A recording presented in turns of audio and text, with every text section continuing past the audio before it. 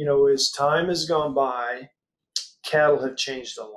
The question then becomes, has their nutrition requirements or their needs changed along with their genetic potential for outputs?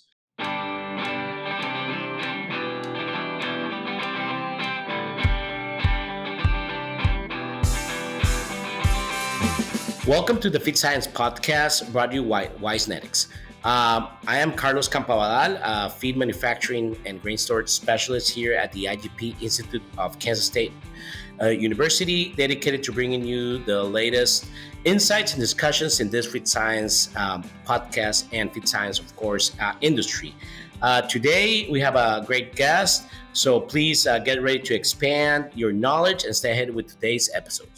So welcome, David, Dr. Lalman. Thank you very much for joining us in this podcast. For me, of course, it is a great pleasure to see fellow colleagues from land-grant universities and hear from the Great Plains having you. So first of all, again, thank you for joining us. If you could just please just introduce yourself so our audience from all over the world can learn a little bit about you. Of course. And thank you for the invitation to join you today. I'm excited to be here. My name is David Lalman. I am an extension beef cattle specialist and professor at Oklahoma State University. I carry a split extension in research and a split appointment in research and extension work here at the university. My primary focus is cow-calf nutrition and the genetic by nutrition interaction. Carlos, my background is essentially a farming operation in southeast Kansas as a youth, and then went to Kansas State University for a number of years before I moved on to Montana State University, where I worked as a herdsman up there and worked on a master's degree. When I finished there in nutrition, livestock nutrition there at Montana State, from there I moved on to the University of Missouri at Columbia, Missouri, and over a longer period, because I was working in extension there in Missouri, kind of extended my PhD program. But I finished up there and moved to Oklahoma State. Wow. So you have, as I see, very good experience in the beef cattle and the academic side from, of course, Kansas State University. And we love to hear about our alumni. And then Montana State, going to see up in the Pacific Northwest, northern part of the country. Yes.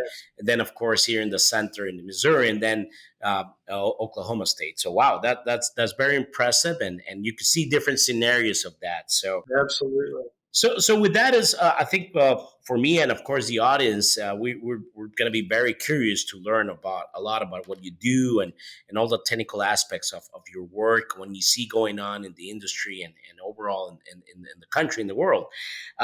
So to start, can you tell us a little bit about your area of specialization?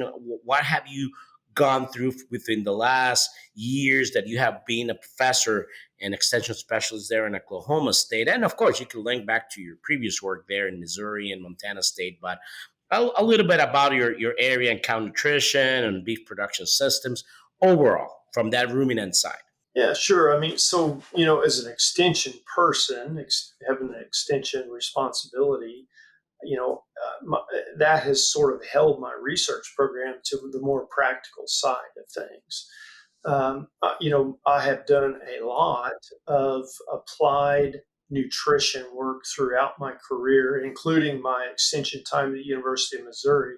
Missouri has a lot of cows, and so my colleagues and I at the University of Missouri helped people better understand, how to develop, whether it be forage management, grazing systems, and supplementation, mineral supplements, protein, energy to match their forage resources there in Missouri.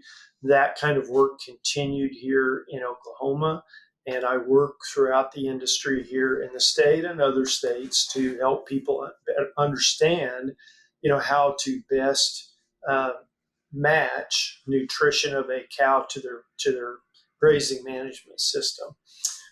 During my career, I've sort of developed a stronger interest in genetics over time, Okay. and as time has gone by, cattle have changed a lot. Okay. Interesting. The question then becomes: has their nutrition requirements or their needs changed along with their genetic potential for outputs? Outputs as in whether it be milk yield in a beef cow, whether it be growth potential in a beef cow, maybe their appetite, their ability and desire to consume feed. Has that changed compared to animals from 30, 40, and 50 years ago? And so that's been a big part of our both extension and research program here over the last 10 to 15 years. Wow. So that's very interesting. And I actually come from, like I told you a little bit earlier, we connected that from a beef cattle production farm in actually Costa Rica. And our genetics has changed too, of course, as weather and dry and rain weather throughout the year. But forage for us is always very important, and that's play a key role for growth on the beef cattle and of course the dairy too. Being said that, just overall based on your experience, can you just tell us a little bit how that? I'm assuming that's part of that change of genetics, but how your interest in forage utilization, its efficiency, has changed. Can you go a little bit more in detail on all that? I mean, what you have seen, what do you see in the future, all those things related. Sure can. The one really interesting thing about a cow, well, first of all, I guess to put it in perspective, let's look at the big picture and maybe the well, let's see. The best way to describe that would be that the cow calf segment of the beef cattle industry uses about 74% of the feed energy required to produce 1 pound of carcass weight. Okay. Okay, so of the feed energy that goes into producing beef, the cow calf segment uses 3/4 of it. And so it's a very important part of our production system and our sustainability over time. Um, and the ironic thing is, and there's a reason that the literature information, research information on that three quarters of the meters used is still fairly sparse. Mhm. Okay, and that is because it's very difficult to measure feed intake in a cow that's out there grazing. Exactly. That's been true for since we've been doing research. It's still true today, unfortunately. Now, so we have been measuring cow intake on forage and then trying to apply that to that genetic bioenvironment interaction. But you can imagine, most of the research being conducted, and over about the last 25 years, has been conducted with growing cattle Mhm. and these, what we'll call them newer feed intake systems like GrowSafe, a company that I guess is Vitelli now. Their name is Mhm. Vitelli. Incentech is another company that provides that type of equipment to measure individual animal intake. And CLOC is a new company that's relatively new that's also provides that equipment. But the industry has been utilizing that individual animal intake equipment now for a good number of years to explore improvements in feed efficiency. But the style of equipment and the style of diets that must be used are kind of restrict us to growing animals and a mixed diet with some concentrate in it in general. Okay. Okay. And so we have been stubborn here in my program at OSU to study forage intake. We've developed a system where we can do that. And so, yeah, I think some of the things we're learning are really exciting and maybe we're making some progress. Wow, that's very interesting. And before we go any further, I like to always tell to our audience that if they have any questions, to please comment. and we will be we'll do the task to take our questions to Dr. Lalman. Anybody has anything through the way through this episode. Uh, Continuing with that, for me that's something very, very interesting on the forage, but you work in Oklahoma. You came here to Kansas. You're really from Oklahoma. You did your studies too, your PhD in Missouri. How that on the forage and the overall production differ? Is there too much difference between each states? I'm pretty sure that in Montana it is, but compare here in the, well, I will call the Great Plains, and I know that Missouri might be a little bit off on that, but what is your take on that? I mean, what do you see the difference? What are similarities for a producer? In any of this type of research, I think there is a good possibility and some evidence that there is a what we call a environment by genetic interaction. Okay. And so, yeah, so that's just a fancy way to suggest that some animals in Montana may not rank the same if you were to move those animals to Missouri, for example. They may not rank the same in whatever trait it is you want to measure. And so, yes, there is some chance of that. But the things that got me really interested in this genetic by nutrition environment is that uh, essentially we have been selecting for growth and carcass weight in the beef cattle industry now for almost 75 years. Wow. Uh, you know, in fact, if you look at cow size,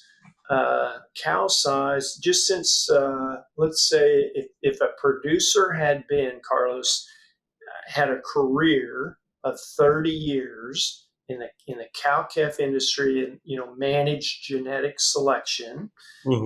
affect cow size over time, and all that producer did was selected for breed or either breed or industry average mature cow weight, yearling weight growth.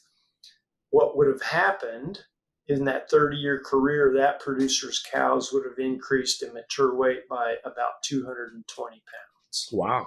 That's quite a lot. Substantially larger cows. And so, yes, that definitely has an impact because, let's say in central Oklahoma on a native grass operation of, we'll just pick a ranch. We'll say a 10,000-acre ranch, native range land, say 30% harvest efficiency. That increase in cow size would require a reduction in cow inventory of about 13%. Wow. So if that producer could run 1,000 cows, now that operation would need to run around 130 fewer cows. Wow. So you can see how Yes. these genetic changes over time have a substantial impact, on outputs and inputs in a ranching operation. And to be honest, from my perspective, I never thought about it. That yeah, you have your set size of ranch and farm, but with genetics, you have to reduce your herd or buy feed and inputs from outside, and that's where it comes to balance. And probably not from that perspective. That's a good way to look at it as well. The Kansas Farm Management Association does a great job tracking costs in cow calf operations in Kansas. I Okay. looked at their data a couple weeks ago, and last year their average cost per cow was about $1,400. 1,400. Okay. Right at 50% of that is pasture and feed costs. So to sort of emphasize your point, it was costing almost $700 per cow per year to provide nutrients to those Nutrients. cows on a ranch. It will be interesting also to see how that trend has gone. Of course, there's inflation, there's other factors, but Yeah, some parts of Kansas that I'm pretty sure you're aware for the last 3 years, and this year has been a little bit different, but going through a drought, and of course the growth of the forage has been tough in some parts of it. yeah, Like same as the crops here, we see it on wheat and corn and soybeans, and of course sorghum. That is more resistant, you still see some lower yields, and that has also a big impact. So with genetics, I'm pretty sure you guys look at all those inputs on how to at least maintain with the balance of the concentrate and other things. So yeah. Very interesting topic, and of course for our audience, please, if you like this episode, thumbs up for us. Please put a like on our episode, and we really appreciate everybody connecting today. Continue our conversation, David. One thing that kind of like around circling back into it as we talk about genetics and we talk a little bit about drought and production and reducing herds. One of the things overall that you're starting to see in all industries, and of course, ag is one of those, is the topic of sustainability. And in order to be sustainable, can mean many things, economic, environment, and other things. But the market is asking for it, and being said that consumer. So, can do you have anything that you want to share a little bit of the work that you guys have done in terms of what you contribute to that sustainability movement in terms of overall from your genetics and nutrition side for both dairy and beef cattle? Yeah, so I think most people know that beef cattle emit, some greenhouse gases, and those would be carbon dioxide and methane. And there's concern about cattle emitting methane in particular because it's a more potent greenhouse gas compared to carbon dioxide. Um, the big picture is that the beef cattle industry contributes a small amount to agricultural's footprint. And maybe the other important thing to mention about that from a very broad view, Carlos, is that methane has a cycle of about, I don't know, you hear different numbers, but 10 to 12 years maybe in the atmospheres before it's broken down and you start over. It's interesting. We could talk about this for a long time. It's Yeah. interesting. But I've seen several quotes in the or information in the literature that indicates that we have about the same number of ruminant animals, at least in North America today, as we did 200 years ago. Isn't that interesting? Yeah. So maybe about the same amount of methane, and that 12-year cycle just keeps. Which that would suggest that maybe the contribution from livestock has not changed or Yes. changed very little. Well, but then so there's my story about the minimal impact of beef cattle industry in particular on North America's uh, carbon footprint. But at the same time, the cow calf segment of the beef cattle industry does account for 80 to 82% of the methane emissions in the beef cattle industry. Why? Well, because they're grazing forages nearly year round. Well, most of the year round, either that or consuming hay. The cow calf segment, the cows are consuming hay, and those forages generally because of the fermentation process of those Mhm. carbohydrates results in some methane production. And so, yeah, anything we can do, and one of the things we are working on is try to select animals that are more efficient in utilizing forage. Okay. We talked about the never-ending selection for growth, and that's potential impact on feed intake in the beef cattle industry. The genetic trend and the breed associations for their feed intake EPDs is increasing right along with growth, and you would expect that. There's a Mhm. strong genetic correlation between growth and feed intake. But if we can find animals that have adequate growth, carcass quality, and so on, but consume a moderate amount of feed, well, they'll be efficient and emit fewer emissions at the same time. Very strong reports in the literature that suggest that methane emissions is very closely tied to feed intake. For feed intake. Okay.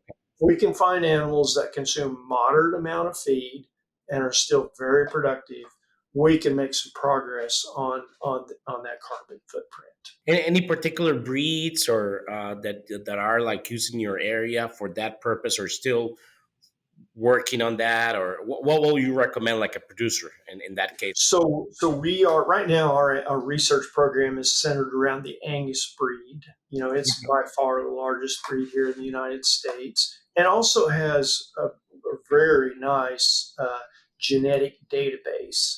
And so they have as much information as any other breed probably in the world here, right here in the U.S.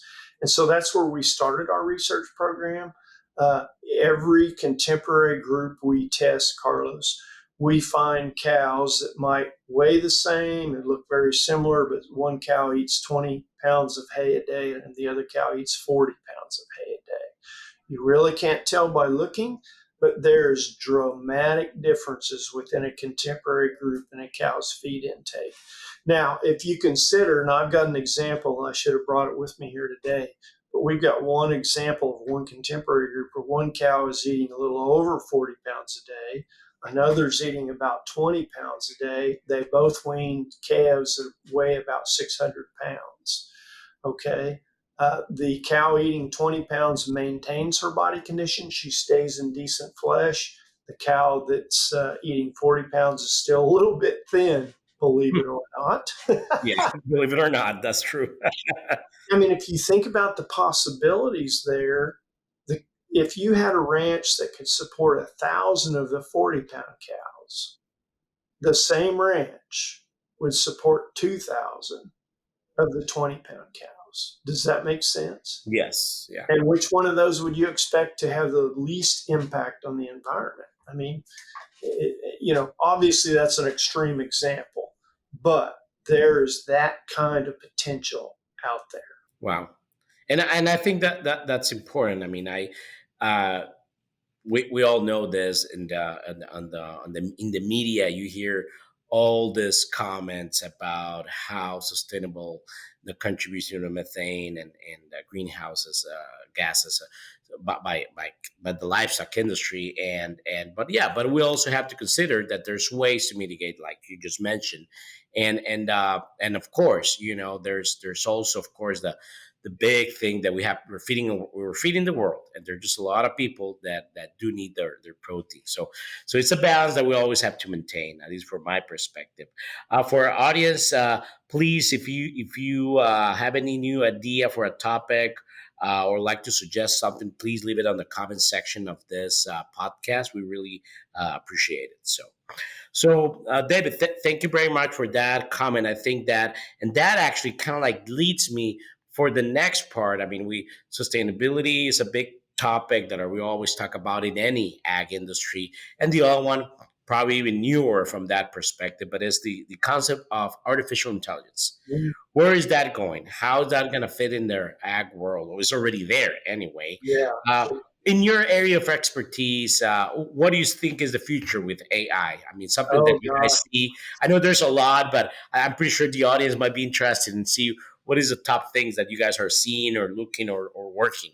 Yeah. I mean, the potential is just mind boggling on tools that could be developed and are being developed to enhance agriculture and agricultural efficiency. It's very exciting, for sure. So, Carlos, one example, one thing we talked about earlier, the holy grail in beef nutrition research, especially if you're a cow guy like me, is forage intake of a cow out on pasture. I think we'll get there. I think we'll get there with the use of artificial intelligence.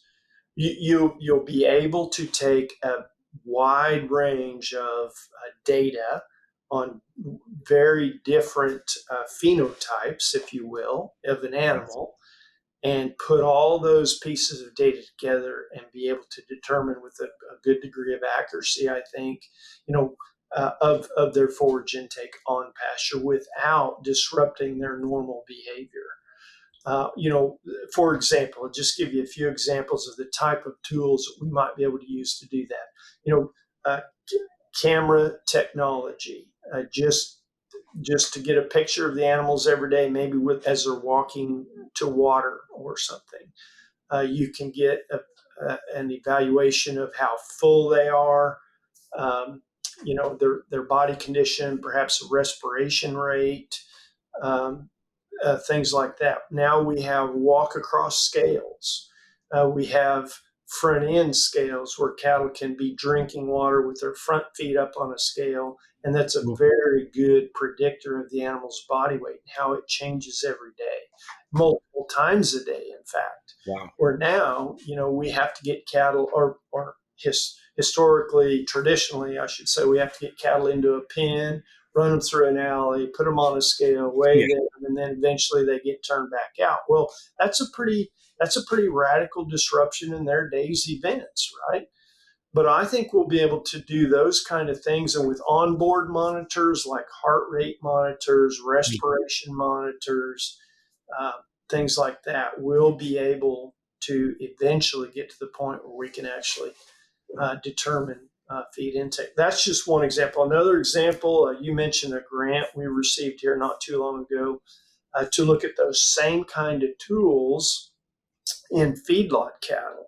There's some concern or discussion about late feed yard death in the cattle industry, and what we're going to do is to apply a group of technologies like I just mentioned to see if we can learn something about those animals' behavior. Well, you would think if an animal experiences congestive heart failure, i.e., a major contributor to late feed yard death, congestive heart failure, that over time their behavior would be changing. If their heart is giving it is a result of stress, maybe they're eating less frequently. Maybe they're laying down more throughout the day. Maybe Mhm. during heat stress, they're panting harder because they don't have the blood flow to their extremities to dissipate heat. On and on. And so, I think we'll have some tools eventually where we can predict which animals might be susceptible to that kind of stress, and we can use those predictors then maybe to select against animals that are more susceptible. Wow, yeah, that's I have done my weighting of cattle helping friends and in the family farm. I know how that goes. So any Yep, of those tools, I'm pretty sure a lot of us will benefit. We'll be glad to accept them. absolutely, absolutely. No, but very important. And for our audience, if you learned something new today, please share the video on that. So It's time for our famous three. Evonik Animal Nutrition is committed to ensure food security and safety while reducing the ecological footprint of animal farming. Its products and services use evidence-based solutions that seek to promote animal welfare and reduce reliance on natural resources. All this is underpinned by long-standing industry partnerships and deep customer understanding. Evonik's focus on efficiency, sustainable, healthy nutrition, and collaborations with livestock farming partners creates value for customers and consumers. David, thank you very much for all this information. I think this is very helpful for a lot of people that are worldwide in the beef, cattle, and dairy industry. To wrap up, one of the things that we always like to do here in Wise Genetics on our podcast is to ask our person that join us what is their favorite book related to the work that you do, let's say on feed efficiency on forages, and just tell us a little bit about why that book you would recommend somebody that wants to learn a bit more about it without taking a class per se, but some book that could serve a good guidance, or bulletin or website too. Well, I'll maybe mention two. One, Carlos, right here on my desk is the big green Bible, Mhm. Beef Cattle Nutrition. Okay, this is published by the National Academy of Sciences, Engineering, and Medicine. Okay. Uh, it is a collection of the ideas on beef cattle nutrition and the standards used in the industry from a committee of some of the best known, respected, and many would be considered legends Okay. in the academic world relative to beef cattle nutrition. That's why my students, before they graduate with a master's degree or PhD, they're going to know this book pretty well. They have to And, have it. and obviously, I need to know it very well too. Now, we have discovered some differences, things that we have learned that are maybe we think we could improve on in this book, but that's how we make progress. progress. Exactly. That's So science. that's okay. That's science. That's what we're here for, is to make progress. So that would be one book that's really important in my world and important to my students. And it's a very good foundation. Secondly, I really enjoy the history of our business, the history of agriculture in the US and other parts of the world. I really enjoy the history of beef cattle production. I read a book here, gosh, it's maybe been 2 winters ago over Christmas break, called The Bell Ranch. Okay. Okay, Bell Ranch in New Mexico. It was a Spanish land grant. Oh, And it originally, as I recall, I'm probably going to get this wrong, but as I recall, the number of acres on the Bell Ranch was in the hundreds of thousands of acres. I Okay, can believe that. Yeah, that's it seems pretty accurate in those times, colonial. Yeah. they were big, and their gradual improvement over the decades is just fascinating. To them, technology was crossbreeding. Hmm. Them, technology was a windmill, and technology was the development of a tank or a pond so that they could utilize 60 or 70,000 acres to graze that they couldn't use before because they didn't have water. Yeah. I mean, how cool is that? Yeah. That's a book that I will look into it too. Yeah, the Bell I'm Ranch, very curious about it. very cool. Good. Well, thank you for that, and then also just pretty much just to wrap up, in your opinion, what sets a successful, beef cattle grower, researcher, any professional in the industry, apart from those who are not? What would you recommend somebody making their career into it? Well, if we're talking about, especially about young people, that are kind of nerdy like I am relative to, beef cattle nutrition, improving in that area, the genetics and those kind of things. Well, any graduate student, really, if you're, well, student, undergraduate or graduate student, as far as that goes, now that I think about it. But, one thing you need to have is a passion for quality data. Okay. Very. And now that sounds easy, but if you think about all that goes into that, it's a very important trait to have.